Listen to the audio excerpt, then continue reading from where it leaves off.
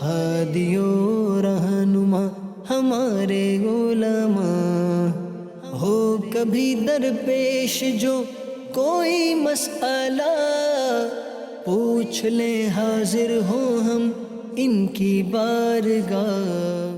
الحمد للہ رب العالمین والصلاة والسلام علی خاتم النبیین، اما بعد فاعوذ باللہ من الشیطان الرجیم، بسم اللہ الرحمن الرحیم۔ الصلاة والسلام علیکہ یا رسول اللہ وعلی آلک و اصحابک یا حبیب اللہ، الصلاة والسلام علیکہ یا نبی اللہ وعلی آلک و اصحابک یا نور اللہ۔ مدری چینل کے ناظرین، پروگرام دارالافتاء اہل سنت میں آپ کو خوش آمدید کہتے ہیں۔ اللہ رب العالمین ہم سب کو دین اسلام کے احکامات سیکھ کر سمجھ کر ان پر عمل پیرا ہونے کی توفیق عطا فرمائے۔ ہمارے پیارے نبی صلی اللہ علیہ وآلہ وسلم کا فرمان عظمت علی شان ہے کہ اللہ پاک نے میری قبر، میرے مزار پر انوار پر ایک ایسے فرشتے کو مقرر کیا ہے، اللہ نے اسے ایسی سماعت عطا فرمائی ہے کہ ہر ایک کی آواز سنتا ہے۔ تو جو بھی میرا امتی، جو بھی کوئی شخص درود بھیجتا ہے تو وہ فرشتہ بارگاہ رسالت میں عرض کرتا ہے، یا رسول اللہ صلی اللہ علیہ وسلم، فلاں شخص کا بیٹا فلاں اس نے آپ پر درود بھیجا ہے۔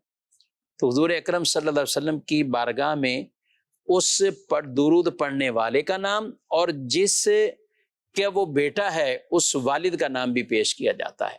اپنے بچوں کو بھی درود پاک پڑھنے کی تعلیم اور تربیت کریں تو انشاءاللہ اسی عمل کے سبب ہمارا نام بارگاہ رسالت میں بھی پیش ہوتا رہے گا۔ صلو علی الحبیب صلی اللہ تعالی علی محمد صلی اللہ علیہ وآلہ وسلم۔ ناظرین اکرام، پروگرام میں آپ اول تاخیر ہمارے ساتھ شامل رہیں تو سوال جواب کی صورت میں بہت سا علم سیکھنے کو ملے گا۔ آج کے ہمارے مہمان ہیں مفتی محمد جمیل رضا طاری صاحب، ان کو بھی خوش آمدید کہتے ہیں۔ کیسے مزاج گرامی؟ الحمدللہ علی کل حال، ماشاءاللہ۔ کئی اس وقت حجاج کرام جہاں لاکھوں لاکھ مسلمان حج بیت اللہ کے فریضے کے لیے وہاں پہنچے ہیں، اور وہیں عید قربان کے سلسلے میں لاکھوں نہیں بلکہ کروڑوں لوگ اس تیاریوں میں، دنیا بھر کی بات کریں تو کروڑوں لوگ یا کروڑوں قربانیاں پیش کی جاتی ہیں، اور لوگ اپنے مال کو اللہ کی راہ میں خرچ کرتے ہیں، جانور لیتے ہیں، اور بڑی محبتوں کے ساتھ اور عقیدتوں کے ساتھ عید قربان پر سنت ابراہیمی کو ادا کرتے ہوئے پیارے نبی صلی اللہ علیہ وسلم کے ان فرامین اور فضائل جو آپ نے قربانی پر بیان کیے ان کو حاصل کرتے ہیں۔ اس پر بھی انشاءاللہ کچھ گفتگو کریں گے۔ میں مفتی صاحب سے سب سے پہلے تو یہ پوچھوں گا، جانور کے حوالے سے بہت سے لوگوں کو دانتوں کے حوالے سے یہ کنفیوژن رہتی ہے۔ جانور خریدنے جانا ہے تو مین کام ہی دانت والا ہوتا ہے، سب سے پہلے جا کر اس کے دانت چیک کرتے ہیں، ظاہر ہے، اور کرنا بھی چاہیے۔ چلیں آپ ہی بتا دیں کیسے چیک کریں۔ بسم اللہ الرحمن الرحیم۔ دیکھیں، جانور کے جو دانت کا جو معاملہ ہے تو اس میں ہر چھوٹے بڑے جانور کے دانت آنے کے کی جو عمر ہے نا وہ الگ ہے، اور اسی عمر کو سامنے رکھتے ہوئے ان جانوروں کی عمر طے کی گئی ہے۔ مثلاً جو بکرا، بکری، دمبا، بھیڑ وغیرہ ہیں تو ان کے اندر جو مسنہ ہوتا ہے، مسنہ کا مطلب جو 1 سال کی عمر جس کی پوری ہو گئی اور دوسرا سال اس کا شروع ہو چکا ہے۔ تو جانوروں میں دودھ کے جو دانت ہوتے ہیں، یعنی ابتدائی جو دانت ہوتے ہیں، ان کے ٹوٹنے کے بعد پھر دوبارہ ایک نئے دانت آتے ہیں جس کو ہمارے عرف میں اناج کے دانت بھی کہا جاتا ہے، یعنی جب اب ان سے وہ چارہ کھا رہا ہوتا ہے۔ تو دودھ کے دانت ٹوٹنے کا جو عمل ہے، عمومی طور پہ جب بکرا بکری یہ 1 سال کی عمر کو ہو جائیں تو ان کے دودھ کے دانت ٹوٹ جاتے ہیں، اور پھر جب 1 سال کے ہونے کے بعد پھر یہ دانت ان کے جو اناج والے دانت کہلاتے ہیں، پرماننٹ جو دانت ہوتے ہیں، وہ پھر اگنا شروع ہو جاتے ہیں، آ جاتے ہیں۔ ٹھیک۔ اچھا، یہی چیز اگر ہم بڑے جانوروں میں دیکھیں تو اونٹ کے اندر یہ 4 سال 4.5 سال اتنی عمر تک اس کے وہ دودھ والے دانت چل رہے ہوتے ہیں۔ جب وہ 5 سال کا ہو جاتا ہے تو اب دودھ کے دانت ٹوٹنے کے بعد اب جب وہ 6 سال میں جاتا ہے تو اس کو مسنہ کہا جائے گا، یعنی اب 5 سال کے بعد اونٹ کے وہ دانت آتے ہیں جس کو اناج والے دانت کہا جاتا ہے۔ ٹھیک۔ تو جب اونٹ ہوگا تو 5 سال کی عمر اس میں مقرر کی گئی کہ 5 سال کی عمر میں جو اونٹ ہے اس کے دودھ والے دانت ٹوٹنے کے بعد اناج والے دانت آنا، یہ اس بات کی علامت ہے کہ یہ اپنی عمر میں 5 سال پورے کر چکا ہے۔ اسی طرح بیل، بچھڑا، بچھیا وغیرہ یہ جو جانور ہے اس کے اندر 2 سال کی عمر مقرر کی گئی، ٹھیک، کہ 2 سال سے پہلے ان کے جو دانت ہوتے ہیں وہ دودھ والے دانت ہوتے ہیں، جیسے ہی 2 سال پورے ہونے کا زمانہ آ رہا ہوتا ہے تو اب ان کے وہ دانت ٹوٹ کر پھر وہ اناج والے دانت اگتے ہیں۔ تو عام طور پہ وہ جو نیچے کے دانت ہوتے ہیں اور وہ بقیہ دانتوں کے مقابلے میں ان کا سائز بڑا ہوتا ہے، تو لوگ ان جانوروں کے پھر ہونٹ وغیرہ کو کھول کر ان دانتوں کو چیک کر رہے ہوتے ہیں۔ تو اس طرح قربانی کے جانوروں میں دانتوں کا آنا، یعنی دودھ والے دانت کے ٹوٹ جانے کے بعد دوسرے جو دانت ہوتے ہیں، پرماننٹ جو دانت ہوتے ہیں، ان کا آنا، یہ ان کی عمر پوری ہونے کی علامت ہوتی ہے۔ یہ بکرا بکری 1 سال کا ہو چکا ہے، یہ ٹھیک ہے، اس لیے کہ اس کے دانت ایک علامت بن رہے۔ اچھا، اسی طرح بچھیا، بچھڑا، بیل، ان کے اندر جب 2 سال کی ان کی عمر ہو گئی تو یہ دانت علامت ہوتی ہے کہ ان کی 2 سال کی عمر پوری ہو چکی ہے۔ اسی طرح اونٹ کے اندر 5 سال کی عمر کی علامت یہ ہے کہ اس کے دانت آ جاتے ہیں۔ تو عربی زبان میں ان کو مسنہ کہا جاتا ہے، اور مسنہ یہ سن سے بنا ہے عربی لفظ، اس کا مطلب ہوتا ہے دانت، سن اسنان اس کی جمع ہے، تو مطلب دانت، 2 دانتا، 2 دانت والا، یا پنجابی میں دوندا، یا عام ادھر بھی دوندا ہی تو کہتے ہیں۔ اب یہ کہ مطلب اس فیلڈ کے جو لوگ ہوتے ہیں جو جانور بیچ رہے ہوتے ہیں تو ان کے منہ سے جو الفاظ لوگ سنتے ہیں خریدار، تو وہی الفاظ پھر وہ چل رہے ہوتے ہیں۔ تو بہرحال یہ جانوروں میں مین چیز ہے عمر، تو بکری میں 1 سال، بیل، بچھڑے، بچھیا میں 2 سال، اور اونٹ میں یا اونٹنی میں 5 سال۔ اچھا، اب اس کے اندر دانتوں کا آنا یہ ضروری نہیں ہے، یہ بھی تھوڑا سا مسئلہ ہمیں ذہن نشین کرنا چاہیے کہ دانتوں کا آنا، دودھ والے دانت بعض اوقات بہت قریب مدت میں جا کے، یعنی 1 سال کے قریب آ کے وہ ٹوٹ گئے، اب فوراً نئے دانت نہیں آتے، ٹائم لگتا ہے۔ اچھا، اسی طرح دیگر جانوروں میں تو اگر دودھ کے دانت ٹوٹے ہیں اور ابھی نئے دانت آنے میں 2-3 مہینے اور لگیں گے، لیکن ہمیں پتہ ہے کہ اس جانور نے، بکرا بکری وغیرہ کی عمر 1 سال ہو چکی ہے، ٹھیک، یہ کس طرح ہوگا؟ جیسے اب آپ کے اپنا جانور ہے، پالتو جانور، اس کی ڈیٹ آف برتھ کے حساب سے اگر آپ دیکھیں تو اسلامی اعتبار سے وہ 12 مہینے گزار چکا ہے، مثلا ان دنوں میں وہ 12 مہینے کا ہو گیا، یعنی خلاصہ یہ کہ پچھلے بقرہ عید پہ تھا، پچھلے بقرہ عید پہ کوئی 2-4 دنوں کا، 6 دن کا، تو وہ تھا، اور ان آنے والی بقرہ عید کے دنوں میں وہ 1 سال کا ہو چکا ہے، صحیح، لیکن اس کے وہ نئے دانت نہیں آئے، صحیح، بالفرض کوئی مذائقہ نہیں۔ اسی طرح لیکن یہ تو وہ ہوگا نا بڑے کہ اب جانوروں جیسے اپنا ہے، یہ تو خود پالا ہے، اعتماد ایسا ہے کہ خود گھر پہ تھا، یا ہمارے پڑوسی میں یا بھائی بہن کسی کے ہاں ہمیں پتہ ہے کہ ان کے بکرے، یہ بکرا ہے، یہ فلاں ہے فلاں، اب بعض اوقات لوگوں کو یہ پتہ ہوتا ہے، علم میں ہوتا ہے، لیکن اب بیپاری جب خریدنے جاتے ہیں وہ تو یہی کہہ رہا ہوتا ہے نا کہ یہ ہو چکا ہے، اس کی عمر پوری ہے، میری گارنٹی۔ اب اس کو تو اپنا مال بھی بیچنا ہے، اس کو تو پیسہ لینا ہے، اپنا مال بیچنا ہے، اور زمانہ بھی، اور لوگوں کے عام طور پہ انداز بھی تجارت میں یہ ہوتے ہیں کہ وہ سچ جھوٹ کو کیسا ملا دیتے ہیں، اور جھوٹ کا کتنا عمل دخل ہو جاتا ہے۔ تو کیا ایک عام خریدار منڈی میں جا کر یہی جواب جو آپ کہہ رہے ہیں کہ گھر پالے ہوئے جانور کے حوالے سے بیپاری دے، تو وہ کیا کرے؟ دیکھیں، دونوں میں فرق تو رہے گا۔ ٹھیک، ایک جانور جو آپ کے گھر میں آپ نے اس کو پالا ہے اور وہ اس کی پیدائش بھی گھر میں ہوئی ہے، تو اس کے حوالے سے تو ہمیں بالکل یقین ہے کہ یہ 12 مہینے اسلامی پورے کر چکا ہے، بلکہ اوپر اس کے کچھ دن ہو گئے ہیں، صحیح، تو اس کو ذبح کرنے میں تو ہمیں کوئی شک شبہ نہیں ہوتا کہ یہ قربانی کے لائق ہوا کہ نہیں ہوا، ہمیں شک شبہ نہیں ہوتا۔ صحیح۔ اچھا، دوسرا جو منڈی میں ہم جائیں گے، وہاں جانور چیک کریں گے، اب پتہ چلا دانت نہیں آئے، جن دانتوں کو تلاش کیا جا رہا ہے وہ بڑے دانت جو نمایاں ہو کر آتے ہیں وہ اس کے ابھی نہیں آئے، تو ادھر سے جواب یہ ہوگا اس نے ابھی 1 ہفتہ تو ہوا ہے دانت توڑے ہیں، ٹھیک ہے، عمر اس کی پوری ہے، یہ دانت جو اس کے نہیں ہیں یہ ابھی ایک ہفتے پہلے ٹوٹے، اب یہ دانت ٹوٹے ہیں یا توڑے گئے ہیں، دونوں باتیں ہو سکتی ہیں۔ صحیح۔ دودھ کے دانت جو ہوتے ہیں ان کا سائز الگ ہوتا ہے، یعنی وہ چھوٹے سائز کے ہوتے ہیں، اور جب یہ دودھ کے دانت ٹوٹنے کے بعد جینین دانت جب آتے ہیں، پرمیننٹ دانت، ان کا سائز بڑا ہوتا ہے، وہ لمبائی میں بھی زیادہ ہوتے ہیں، چوڑائی میں بھی زیادہ ہوتے ہیں۔ اب کسی کا بیپاری کا یہ بھی ممکن ہے کہ اس کا جانور، بڑا جانور، مثال کے طور پہ بیل ہے، بچڑا ہے، وہ ابھی 2 سال پورا ہونے میں ابھی 1-2 مہینے باقی ہیں، اور قربانی کے دن آ گئے اور وہ جانور منڈی میں لے کر آ گیا، تو اس کو تو پتا ہے کہ میرا جانور اگر یہ دودھ کے دانت ابھی اس کے ٹوٹے نہیں ہیں، انہی حالت میں منڈی لاؤں گا تو لوگ تو پہچان جائیں گے کہ بھائی ابھی تو یہ کھیرا ہے، لوگوں کی اصطلاح میں علم استعمال، ابھی تو کھیرا ہے، ابھی تو دودھ کے دانت بھی اس کے نہیں ٹوٹے، تو یہ تو قربانی کے لائق نہیں ہے۔ تو اب لوگ کیا کرتے ہیں، چال بازیاں، کہ کسی بھی طریقے سے اس کے وہ دانت کھینچ لیتے ہیں، توڑ دیتے ہیں۔ اب ایک دن کو ایک راہ مل جاتی ہے کہ ابھی گریں، عمر اس کی پوری ہو چکی ہے، بلکہ 2.25 سال کا ہے، لیکن دانت آئے نہیں، اب ہم کیا کریں؟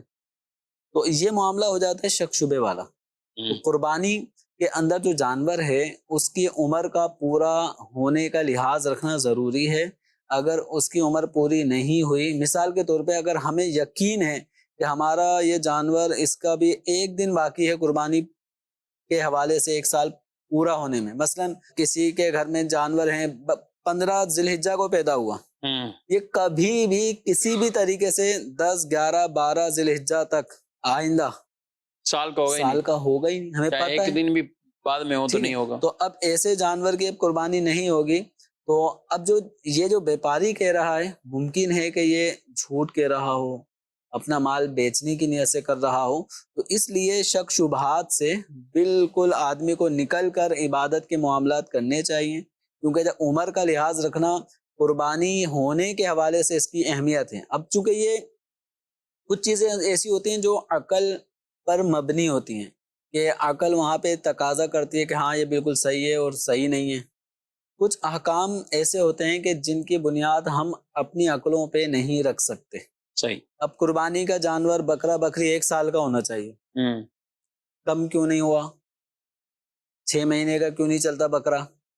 حالانکہ 6 مہینے کا بکرا 8-10 مہینے کے بکرے کی بھی نارمل کمیلوں میں ذبح کر دیا جاتا ہوگا، لیکن قربانی کے اندر ایک شرط ہے، اب اس شرط کو ہمیں پورا کرنا ہوگا۔ جو عمر کا، جو ہر جانور کی عمر ذکر کی گئی ہے، ان کو ہمیں مد نظر رکھنا ہوگا جانور کی خریداری میں۔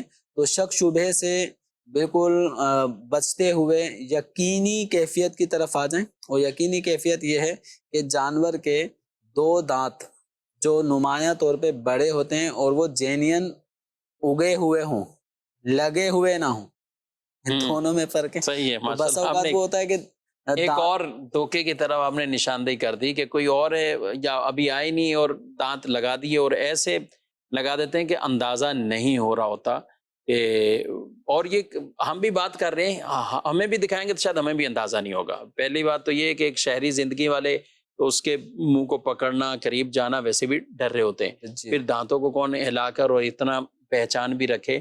تو میں تو ناظرین سے یہ کہوں گا کہ وہاں جا کر یہ سائز نہ دیکھا کریں کہ جانور کا سائز بہت بڑا ہے، موٹا تازہ ہے، یہ دیکھنا چاہیے، لیکن پہلے دیگر شرائط پوری دیکھ لیں۔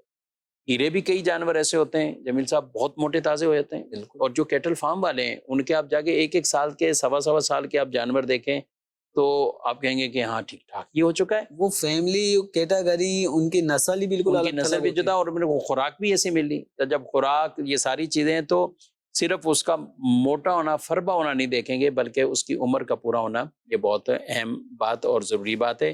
آپ کا پیسہ تو لگ جائے گا، کہیں ایسا نہیں ہو کہ قربانی نہ ہو۔ اور اس طرح کا بھی ہمارے پاس دارالتعلیم سنت میں پچھلے سال ایک فتویٰ جاری ہوا کہ جانور لے لیا کسی نے، جانور لیا، اور جس سے لیا تو وہ تو پورا ہی اسی طرح کہ بھئی یہ آپ لے جائیں، بے فکر ہو جائیں اور کچھ بھی نا۔ اچھا، اس نے بھی اللہ کے بندے لے کے آ گیا اور جانور ذبح کر دیا۔ اب جو قصاب تھے تو وہ تو اس کے نہیں تھے، وہ الگ تھلگ ہی تھے، مطلب جنہوں نے ذبح کیا انہوں نے ذبح کر دیا۔ اب ذبح ہونے کے بعد جو جانور کی وہ سری تھی اور دانت وغیرہ کھل گئے اور پورا، تو قصاب نے بولا یہ جانور ہو ہی نہیں سکتا کہ یہ 2 سال کا، اچھا یہ 2 دانت کا ہے نہیں. اچھا جانور ذبح ہو گیا، سب کچھ ہو گیا. اب انہوں نے کہا کہ نہیں. اچھا اب وہ بھی دوسرا دن تھا یا تیسرا دن تھا، قصاب حضرات بھی کافی فارغ تھے، انہوں نے اور بھی منگا لو بھائی، ادھر ادھر سے 2-4 اور منگا لیے، وہ دیکھیں بولے ہے ہی نہیں ہے، یہ 2 سال کا نہیں. تو اب یہ چیز تو قربانی ہونے کے بعد بھی اس پہ واضح ہو گئی کہ 2 سال کا نہیں ہے، اور اس کو فتویٰ یہی دے گا کہ قربانی تو نہیں ہوئی. جب یہ یقینی طور پہ کہ جانور ایسا ذبح ہوا ہے تو پھر قربانی نہیں ہوئی. اب اس کا اس کے ساتھ وہ شروع ہو گیا کہ بھائی تم نے مجھے اتنے کا دیا، 1,60,000 کا دیا، 2 لاکھ کا دیا، جبکہ جانور یہ کھیرا اتنے کا ہونا چاہیے تھا. یہ ایک الگ تنازع کھڑا ہوا. خیر وہ یعنی وہ حکم تو یہی جاری ہوا کہ جب عمر کا واضح ہو گیا تو پھر قربانی اس کی شمار نہیں ہوگی، قربانی اس کی نہیں ہوئی. تو ہم ہر جانور کی بات بھی نہیں کرتے، تو ہمیں یہ چاہیے کہ یقینی طور پر ہم دیکھ لیا کریں، اور پھر اس کے بعد آپ اپنا جانور بھی ذبح کریں، خوش دلی کے ساتھ کریں. اللہ اس کی برکتیں عطا فرمائے اور ہمیں وہ اخلاص اور تقوی پرہیزگاری بھی ہمیں عطا فرمائے. بڑھتے ہیں آپ کے سوالات کی طرف. میرا نام محمد امان اللہ اتاری ہے. مفتی صاحب آپ سے ایک سوال تھا، نابالغ بچوں پہ حج فرض ہے؟ نابالغ بچوں پہ حج کے لیے نابالغ جو بچہ یا بچی ہے وہ احکام شرعیہ کا مکلف یعنی پابند نہیں ہے. تو نابالغ بچے پہ جیسے نماز فرض نہیں ہے، لیکن ایک عمر آتی ہے، اس عمر میں اس بچے کو نماز کی ترغیب دلائی جائے گی. جیسے 7 سال کی عمر ہے، ٹھیک، اس 10 سال کی عمر میں تھوڑا سا اس کو تاکید زیادہ ہوگی. ٹھیک ہے، تو اس میں مناسب سختی بھی والد کر سکتے ہیں. اسی طرح روزہ رکھنا ہے، ابھی وہ نابالغ ہے، روزہ رکھنا فرض نہیں ہے، لیکن 8 سال 7 سال کی عمر ہے، ترغیب دلائی جائے گی. 10 سال کی عمر ہو چکی ہے بچے یا بچی کی، تو اب حکم والدین کو یہ ہے کہ روزہ رکھوانے میں ان کو تھوڑا سختی کروائیں. ٹھیک.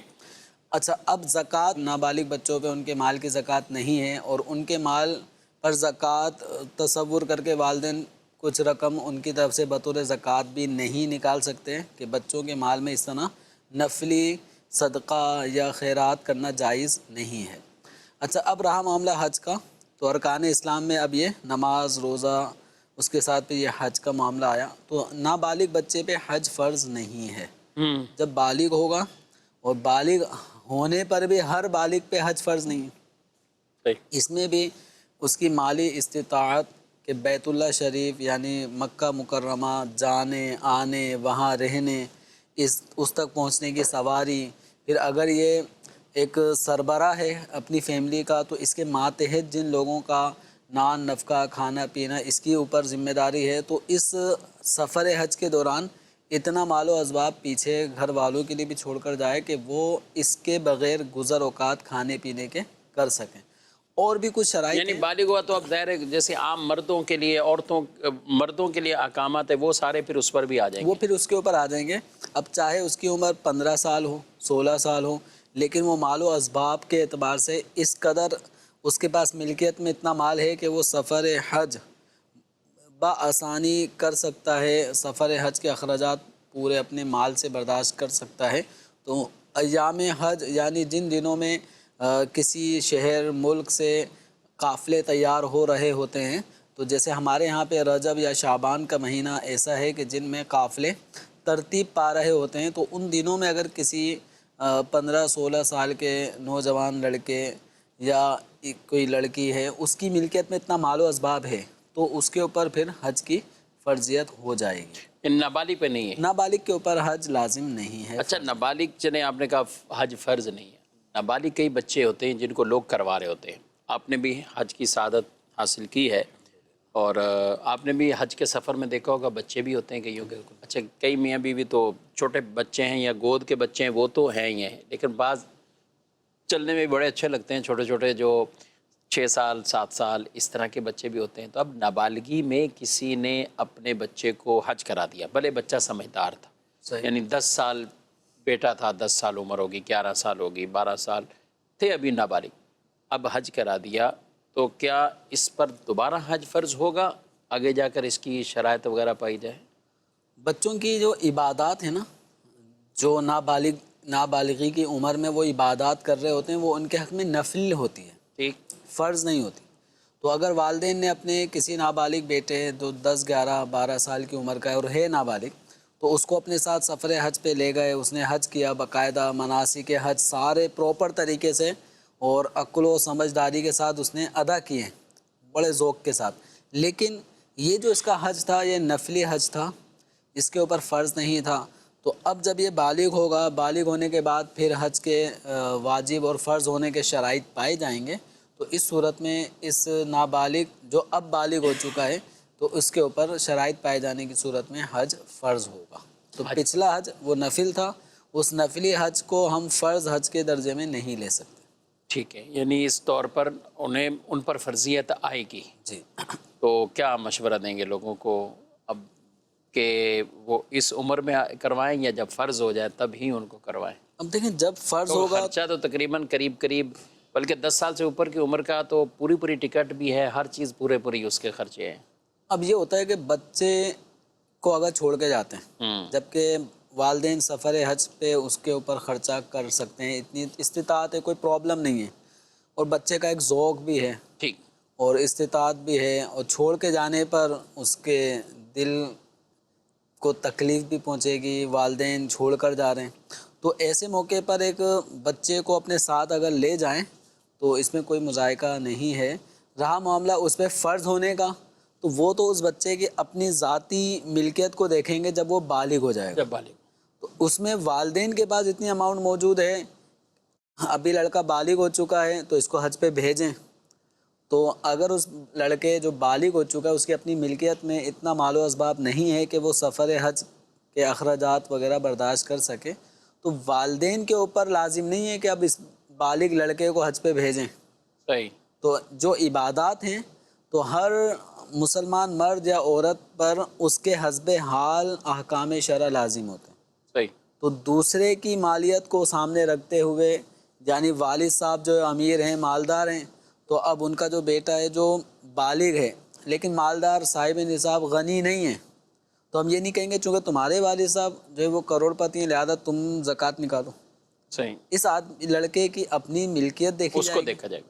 اسی طرح حج کے معاملے میں بھی دیکھا جائے گا. تو اب یہ ہے کہ بعض اوقات جن کو اللہ تبارک و تعالیٰ نے نوازا ہے تو وہ اپنے بچوں کو بھی حج پر لے جاتے ہیں، اور پھر جب یہ بچے بچپن میں حج کرتے ہیں تو ایک ذوق شوق کعبۃ اللہ شریف کو دیکھنا، گنبد خضرا کو دیکھنا، تو شاید ہم یعنی جو بالغ ہوتے ہیں ان کے سفر حج حرمین شریفین کے سفر سے واپس آنے کے بعد وہ شاید اتنا اس سفر سے لطف اندوز نہیں ہوتے ہوں گے یا ان کا بار بار تذکرہ نہیں کر پائیں گے جتنا یہ بچہ کر پر ذوق طریقے سے اپنے ہم عمر بچوں کو مکہ مدینے کی باتیں بتائے گا.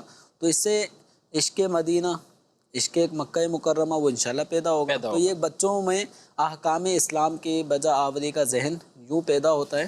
تو بالکل جن سے ممکن ہو وہ اپنے نابالغ بچے ایسے جو سمجھدار ہوں اور وہاں پاکی ناپاکی کے مسائل میں ڈسٹربنس بھی پیدا نہ کریں. تو ایسی عمر کے بچوں کو ان کی طاقت کو سامنے رکھتے ہوئے کہ وہ طواف بھی کریں گے، سعی بھی کریں گے، مزدلفہ، مینا، عرفات آنا جانا، یہ ساری جو مشقتوں والے کام ہیں وہ یہ کر سکتا ہے بآسانی، تو بالکل لے جا سکتے ہیں. ٹھیک. جی. میرا مفتی صاحب سے سوال یہ ہے کہ میں ایک اوورسیز پاکستانی ہوں، امریکہ میں مقیم ہوں، پاکستان میں قربانی کرنا چاہتا ہوں، مگر ہمارے ہاں وقت کا بہت بڑا فرق ہے، مطلب کہ ہمارا وقت پاکستان سے تقریباً 10 گھنٹے لیٹ ہے.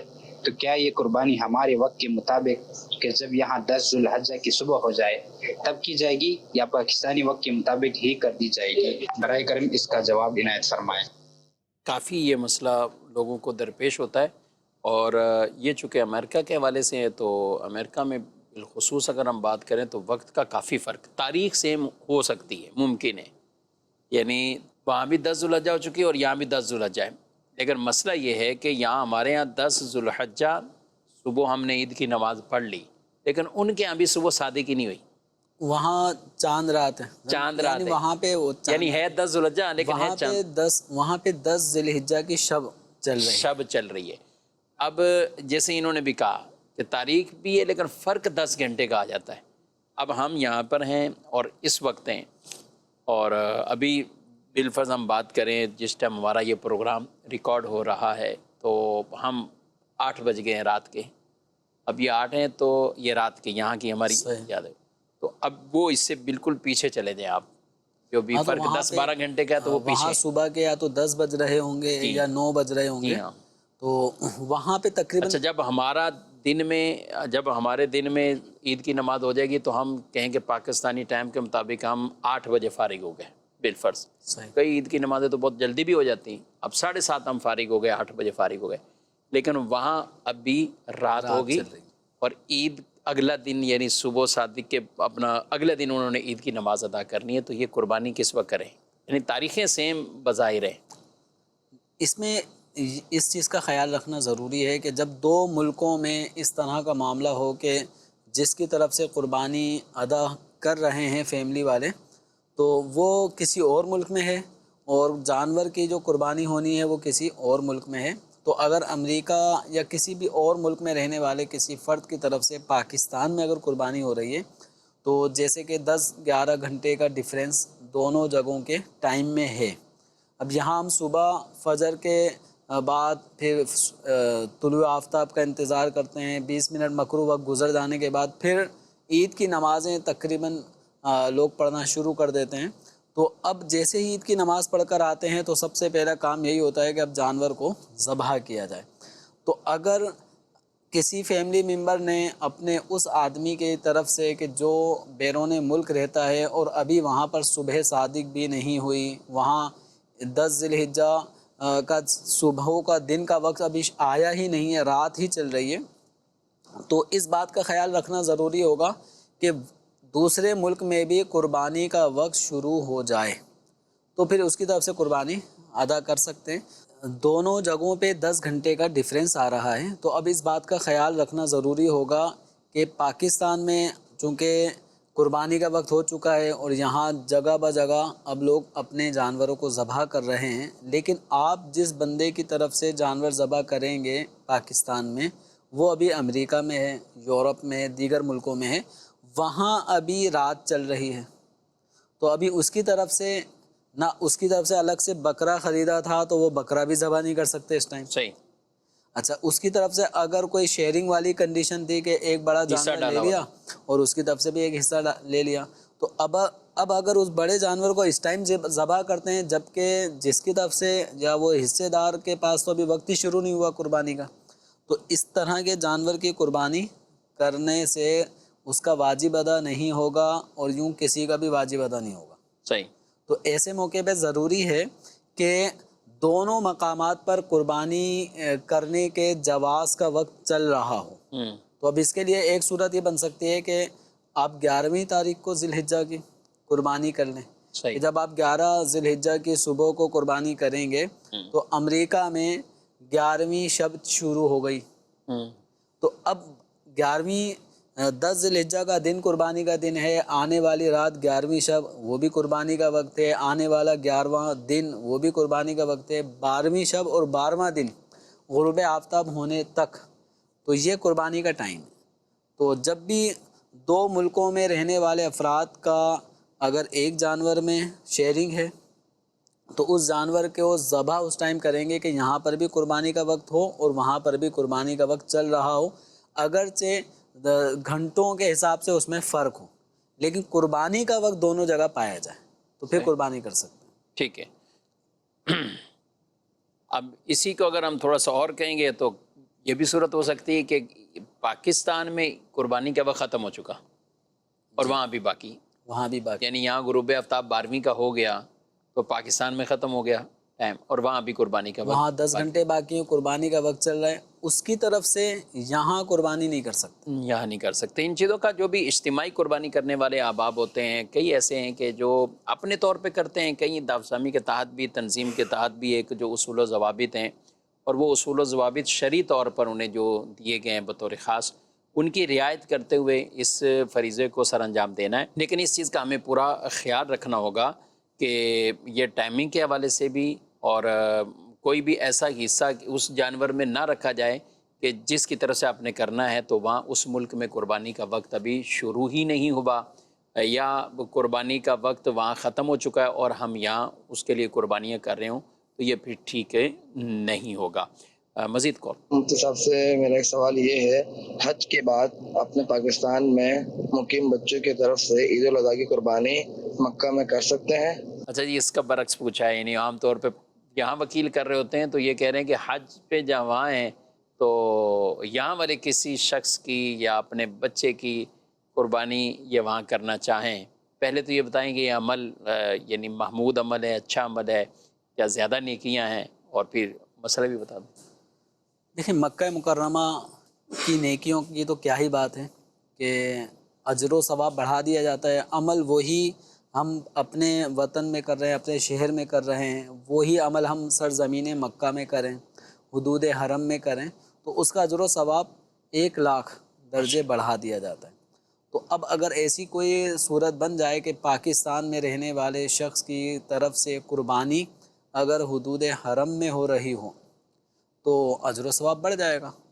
تو اب اس کے لیے پھر اسی چیز کو ہم سامنے رکھیں گے کہ اگر عرب شریف میں اگر سیم تاریخ نہیں ہے، چاند کا ایک دن کے آگے کا معاملہ اگر ہے کہ وہاں پہ 10 ذی الحجہ کی رات شروع ہوئی ہے، ہمارے یہاں پہ 9 ذی الحجہ کی رات شروع ہوئی ہے، صحیح. وہاں صبح صادق ہوئی ہے 10 ذی الحجہ کی، ہمارے یہاں پہ 9 ذی الحجہ کی صبح صادق ہوئی ہے، تو ہم وہاں کے حساب سے ایک دن پیچھے ہیں. تو امریکہ والا مسئلہ ہم ڈسکس کر رہے تھے، وہ 10-12 گھنٹے کا وہ پیچھے تھے، یہاں تقریباً پورا دن ہی بندہ پیچھے ہوگا. تو اگر وہاں 10 ذی الحجہ ہے اور صبح صادق ہو گئی، اب قربانی کا وقت آ گیا نماز عید کے بعد، تو اب وہاں والے لوگ بلا دریغ قربانیاں کر رہے ہیں. صحیح. اب پاکستان میں تو 9 ذی الحجہ ہے، ابھی ایک دن ہی نہیں آیا. ابھی دن نہیں آیا. تو اب ایسی صورت میں کہ اگر کوئی عرب شریف میں کام کر رہا ہو، صرف یہ حاجی ہی کے لیے خاص نہیں ہے، جو عرب ممالک کے اندر رہ رہے ہیں اور وہاں ایک دن آگے چل رہا ہے، وہ پاکستان والوں کی طرف سے اگر قربانی کر رہے ہیں تو انہیں اس بات کا خیال رکھنا ہوگا کہ پاکستان میں بھی قربانی کا وقت شروع ہو جائے. صحیح. اس کا مطلب پھر وہ یہ ہوگا کہ یہ 11 ذی الحجہ کو اگر قربانی کریں گے تو پاکستان میں 10 ذی الحجہ کا وقت آ چکا. صحیح. تو اس چیز کو مد نظر رکھنا ضروری ہے. اچھا اس کے الٹ بھی ہو سکتا ہے کہ کوئی کام کر رہا ہے عرب شریف میں، مکہ مدینہ اور عرب کنٹری میں کام کر رہا ہے، وہاں ایک دن آگے چل رہا ہو اور پاکستان ایک دن پیچھے ہو اسلامی تاریخ کے اعتبار سے. تو اب عرب ممالک میں کام کرنے والے فیملی ممبر کی طرف سے یہاں اس کے گھر والے قربانی کرنا چاہتے ہیں، تو اب کیا ہوگا، یہاں 10 ذی الحجہ کی جب قربانی کا وقت شروع ہوگا، 10 ذی الحجہ عید کی نماز کے بعد، وہاں 11واں دن ہوگا، آپ قربانی کر سکتے. قربانی کے دن. اچھا یہاں 11واں دن ہوگا تو وہاں پہ 12واں دن ہوگا. صحیح. اب ہمیں اس بات کا خیال رکھنا ہے کہ 11 تاریخ کو، یعنی ہمارے یہاں اگر دوسرے دن قربانی ہو رہی ہے تو اس کا خیال رکھیں کہ وہاں 12واں دن چل رہا ہے، تو ادھر کے غروب آفتاب سے پہلے یہاں کر لیں. یہاں قربانی ہو جانا ضروری ہے. ٹھیک ہے، ماشاءاللہ. البتہ ہم اس میں یہ مشورہ ضرور دیں گے کہ وہاں حاجی جو حج کی قربانی، حج تمتع، حج کران والے جو کرتے ہیں، تو ان کو اپنی قربانی کے لیے بھی ظاہر ہے اگر خود جاتے ہیں تو بڑی مشقتوں کا سامنا بھی ہے، تو خود جائیں یا کسی ایسے قابل اعتماد آدمی، دینی شخص یا قابل اعتبار آدمی ہے کہ وہ ان کی طرف سے قربانی کرے گا، کیونکہ کئی احکامات قربانی سے اٹیچ ہیں. تو جمیل صاحب جب وہ حج کی قربانی کے جو مسائل ہیں اس میں بھی انہیں آزمائش کا بعض کا سامنا کرنا پڑ سکتا ہے، تو پھر یہ قربانی جو ہم کسی بھی ملک میں کر سکتے ہیں یا بالخصوص یہاں والوں کی اگر وہاں کرنی ہے تو پھر یہی مشورہ دیں کہ آپ، کیونکہ پہلے دن تو ہو نہیں سکے گی، اگر دن کا یہ فرق ہے تو پہلے دن تو وہ معاملہ رہے گا. پھر ساتھ یہ کہ 11 کو بطور خاص حاجی کا مینا سے اس طرف جانا اور قربانی کا جانور تلاش کرنا، تو کیا مشورہ یہی دیں گے، کیا کہیں گے آپ؟ دیکھیں حاجی صاحب کے لیے تھوڑا سا مشقت تو ہو سکتی ہے، لیکن جن کا اگر پہلے سے ہی ذہن بنا ہو تو ممکن ہے جہاں وہ اپنے جانوروں کی بکنگ کروائیں گے کہ ان کا کوئی وکیل ہوگا جو جانور خرید کے ان کی طرف سے قربانی کرنے کے بعد اطلاع دے گا میں نے آپ کا جانور ذبح کر دیا، اب آپ حلق کروا لیں. صحیح. تو اس طرح سے اگر کرنا ہو تو پہلے سے ارینج کرنا ہوگا. ورنہ ایک صورت یہ بن سکتی ہے کہ حاجی صاحبان ہی کی صورت نہ ہو، بلکہ وہاں پہلے سے اگر کوئی لوگ کام کاج کر رہے ہیں اور وہ عید وہیں گزاریں گے تو ان کے تھرو بھی قربانی اگر کروائیں گے تو وہ اپنے حساب سے نارمل کوئی پہلے سے بندوبست کر لیں گے۔ اس طرح پاکستان میں رہنے والے کی قربانی عرب شریف میں اگر ہو رہی ہے تو اس کا جو طریقہ کار بتایا ٹائمنگ کے حوالے سے اس کی رعایت کرتے ہوئے آپ قربانی کر سکتے ہیں۔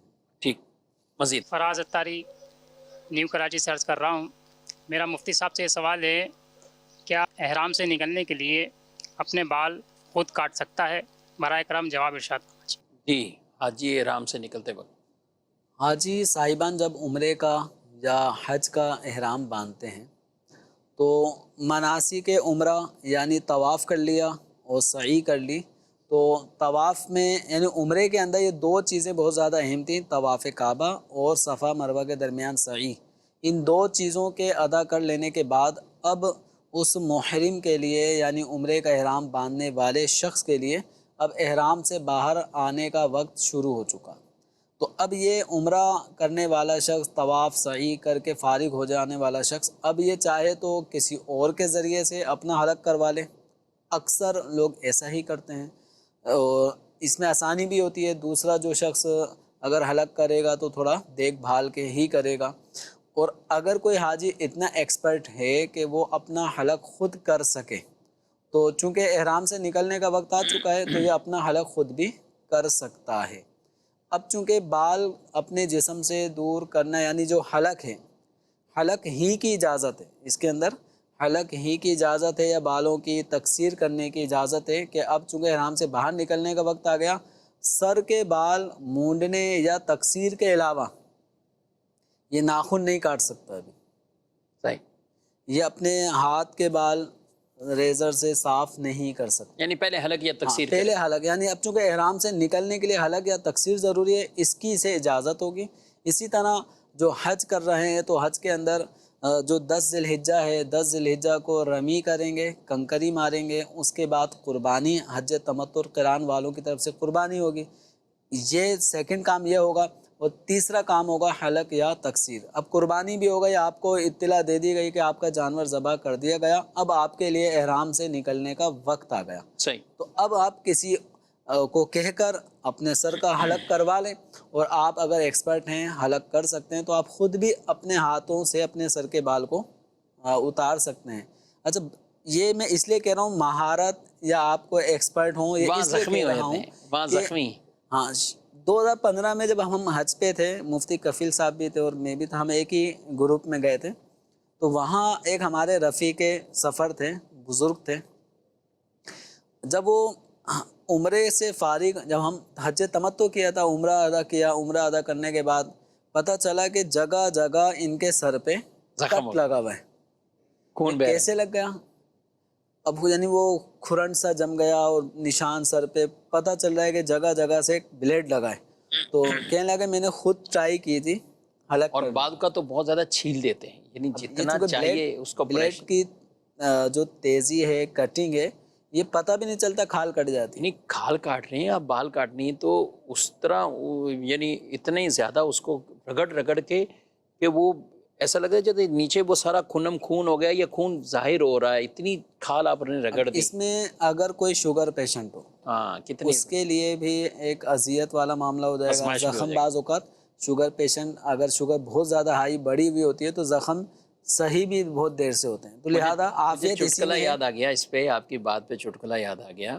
آپ نے 2015 کی بات کی تو میں بھی وہیں تھا، آپ بھی وہیں تھے۔ اور بس خیمے ہمارے آگے پیچھے ہوں گے اور وہ فرق تھا، تو آپ کو یاد ہوگا کہ 2015 میں ایک واقعہ بھی پیش آ گیا جی تھا، جی جی۔ اور اس طرح کا وہ حادثہ تھا کہ جس میں کئی لوگوں کی شہادتیں بھی ہوئیں، جو آپس میں بگدڑ ہو گئی تھی یا آپس میں جو کوئی بہت زیادہ گیٹ ازدحام بند تھا ہو اور گیا تھا، ازدحام رش زیادہ ہو بہت گیا۔ زیادہ ہو گیا۔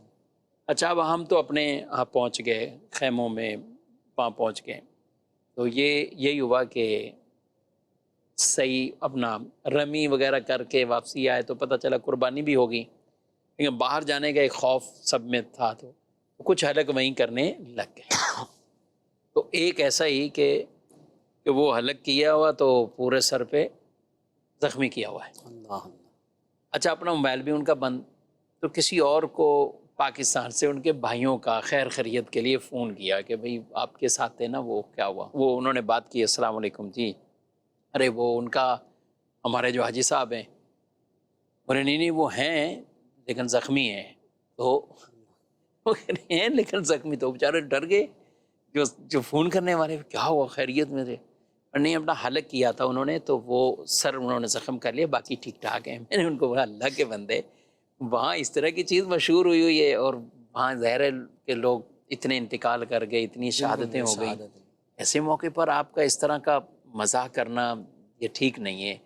تو میں نے ان کو یہ کہا، لیکن ہوا کہ اس کی ابتدا کے بولے خود ہی انہوں نے اپنے آپ کو زخمی کیا، جب ہم ان کو کہہ رہے ہیں کہ آپ، کیونکہ مینا کے خیموں میں عام طور پہ نہ کوئی شیشے اس طرح آپ کو ملیں پورے کہ آپ دیکھ سکیں، یہ وہ خود ہی لگے رہے، اور کوئی اس وقت دیکھا ہی نہیں، کسی نے توجہ نہیں کیا، تو انہوں نے بہت زیادہ اپنی کھال بھی جو ہے وہ ادھیڑ دی اور یوں زخم بھی کر دیے۔ اچھا چلے ضمناً کہ احرام میں جب یہ باہر ہوئے یا اس طرح یہ خون ہوئے یا کچھ خون بہا ان کا، تو احرام میں تو نہیں مسئلہ ہے؟ دیکھیں اب یہ احرام چونکہ سر کے چوتھائی حصے کا حلق یا تقصیر احرام سے نکلنے کے لیے ضروری ہے، اور پورا سر منڈوانا یہ سنت ہے، حلق تقصیر کے مقابلے میں زیادہ بہتر اور افضل عمل ہے۔ تو اب یہ ہے کہ اگر اس جگہ سے حاجی نے اپنے ہاتھ خود ہی حلق کیا اور خون ہوئے، تو اگر سر کے چوتھائی حصے کے بال حلق کرنے میں یہ کامیاب ہو چکے تھے تو ان کا احرام کی پابندی ان کی ختم ہو گئی، احرام سے باہر آ گئے۔ باقی جو خون ان کے سر سے نکلے گا ٹپکے گا وہ ناپاک ہے، اب وہ احرام پہ یا جسم پہ جہاں لگا تو وہ جسم کو ناپاک کرے۔ یعنی ہم احرام کے لیے بھی اگر احرام میں کوئی چوٹ آ جاتی، کسی کا خون نکلتا ہے یہ وہ، تو اس وجہ سے اس کے احرام پر کوئی دم وغیرہ لازم نہیں آتا، بتانا یہی مقصود تھا۔ ناظرین کرام، پروگرام آپ نے ملاحظہ کیا، آپ اپنا خیال بھی رکھیے اور عید قربان کی تیاریاں بھی کیجیے۔ جو حجاج کرام گئے ہوئے ہیں، اللہ پاک ان کو بھی قدم قدم پر ان کی حفاظت بھی فرمائے، اور حج بیت اللہ اور مبرور حج کی سعادت عطا فرمائے، ہمیں بھی بار بار جانا نصیب فرمائے، آمین بجاہ النبی الامین صلی اللہ علیہ وسلم۔ ہادی و رہنما ہمارے علماء، ہو کبھی درپیش جو کوئی مسئلہ، پوچھ لیں حاضر ہوں ہم ان کی بارگاہ۔